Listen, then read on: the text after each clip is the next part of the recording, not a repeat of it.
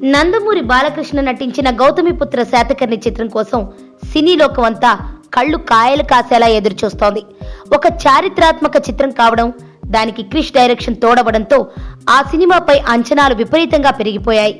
ఇక ఇప్పటికే trailer, songs తో అభిమానులను ఉక్కిరిబిక్కిరి చేసిన శాతకర్ణి తాజాగా సెన్సార్ కూడా ఫినిష్ చేసుకుని సంక్రాంతి బరిలో దిగడానికి రెడీగా ఉంది.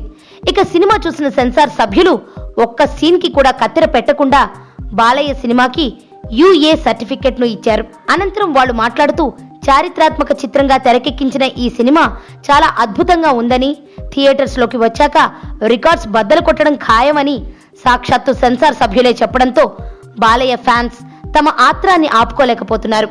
ఎప్పుడెప్పుడు జనవరి 12 వస్తుందా అని వాళ్ళు రోజులు గంటలు లెక్కబెట్టుకుంటూ గడుపుతున్నారు. క్రిష్ టేకింగ్, బాలయ్య యాక్టింగ్ సినిమాకి హైలైట్ అని కూడా వాళ్ళు తేల్చి చెప్పేయడంతో నందమూరి అభిమానులకు సంక్రాంతి ముందుగానే వచ్చినట్టుంది.